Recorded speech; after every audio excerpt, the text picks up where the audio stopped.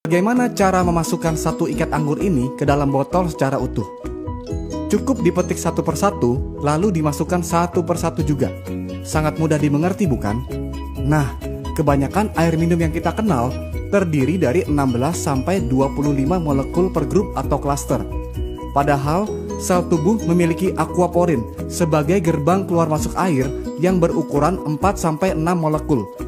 Apakah grup molekul yang besar tersebut bisa masuk? Bisa, namun lebih lambat. Maka dari itu ada rasa kembung, jadi malas minum akibatnya dehidrasi.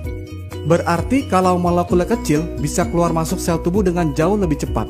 Dengan cara apa dikecilkan? Elektrolisis. Apakah itu? Grup molekul air yang lebih besar diberi aliran listrik yang tepat, sehingga menjadi grup molekul yang lebih kecil supaya mudah keluar masuk aquaporin. Istilahnya adalah microcluster. Logikanya begini, jika ada sepasang magnet dengan dua kutub yang berbeda dan saling berhadapan akan tarik-menarik.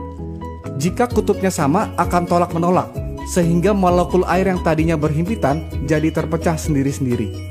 Belum lagi, di inti sel terdapat ion positif yang membuat molekul air yang berion negatif ini tertarik masuk ke dalamnya dan meninggalkan ion negatif di membran atau dinding sel, sehingga sel tubuh pun menjadi tidak lengket. Mengapa air ini penting sekali? Karena kerjanya berdampingan dengan detak jantung. Ketika jantung berdetak, sel berkontraksi sehingga terkompres dan mengeluarkan karbon dioksida dan toksin atau racun. Inilah yang disebut dengan detoksifikasi.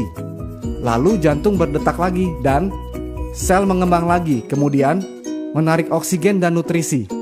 Proses ini terjadi di dalam hemoglobin, yang adalah protein yang mengandung zat besi di dalam sel darah merah yang berfungsi sebagai pengangkut. Detak jantung ini ada voltasenya. Manusia sehat dan normal berada di voltase 120 mV. Karena semakin tua dan pengaruh oksidasi, voltasenya akan turun bertahap ke 100 mV, lalu ke 80 mV. Jika sampai menyentuh 60 mV sudah sangat berbahaya, karena disinilah titik tubuh dalam kondisi kronis. Karena oksidasi itu adalah proses penuaan atau karat yang secara langsung mempengaruhi zat besi dalam hemoglobin. Akibat oksidasi adalah tubuh menjadi asam, lalu muncul berbagai penyakit kronis seperti kanker, diabetes, inflamasi, dan sebagainya. Berarti air yang baik sangat dibutuhkan oleh tubuh. Sumber air yang dikenal berkhasiat terbentuk akibat tersambar petir dan pergesekan dengan batu-batuan di alam. Tetapi mata air seperti ini sangat terbatas jumlahnya. Yang Enegic lakukan adalah membersihkan air keran terlebih dahulu dengan filternya, lalu menangkap fenomena sambaran petir tersebut dengan disetrum melalui 7 plat titanium berlapis platinum yang bisa mengeluarkan air minum berkhasiat tinggi yang disebut dengan air kanggeng pH 8,5, lalu pH 9 yang lebih kecil molekulnya, lalu pH 9,5 yang lebih kecil lagi molekulnya untuk transportasi yang lebih baik. Jika ukuran kemampuan elektrolisis adalah kombinasi antara power, amperage, dan surface area, maka ini adalah faktor kunci dalam memilih sebuah mesin. PEU adalah Potential Electrolysis Unit. SD501 memiliki 230 watt, 2,5 ampere, dan 466 square inch, sama dengan 267.950 PEU. Sebagian besar mesin kompetitor hanya memiliki 110 watt, setengah ampere, dan 117 square inch, sama dengan 6.435 PEU. Berarti kemampuan mesin kompetitor hanya 2,4% saja dari SD501. Dan harga mesin kompetitor pun bukan tergolong murah. Malahan mahal sekali, dengan kemampuan yang mendekati saja pun tidak. Hanya harganya saja yang mendekati. Belum lagi harus betul-betul teliti apakah power supply-nya transformer atau switch mode.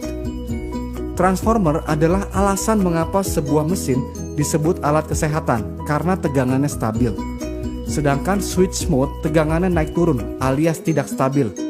Alasannya supaya hemat energi, padahal supaya pelatnya tidak meleleh karena bahannya mesh yang lebih murah. Saya perjelas, ini ada bolam 100 watt dengan filamen yang tebal.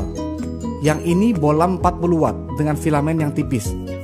Jika bola 40 watt dinyalakan di tegangan 100 watt akan putus karena tidak mampu menahan daya yang tinggi. Demikian halnya dengan plat yang digunakan di dalam mesin. Mengapa daya tinggi yang stabil sangat dibutuhkan? Karena tujuan ionisasi air adalah untuk menstruktur ulang molekul. Molekul air adalah H2O. Lalu gugus kimianya diilustrasikan seperti ini. Jika dua molekul air diberi 2 elektron, akan menghasilkan gas hidrogen dan 2 hidroksil yang berguna dalam proses detoksifikasi di atas. Karena yang kita inginkan adalah hasil air seperti ini dengan mesin Enegic, bukan hasil air seperti ini yang kadang jadi, kadang tidak. Maka dari itu, jarang sekali ada kesaksian lokal yang nyata dari mesin kompetitor. Minumnya pun jadi tidak percaya diri kalau airnya belum pasti jadi. Nah, gas hidrogen yang larut dalam air inilah yang hanya bisa dinikmati oleh pemilik mesin saat air keluar langsung dari mesin.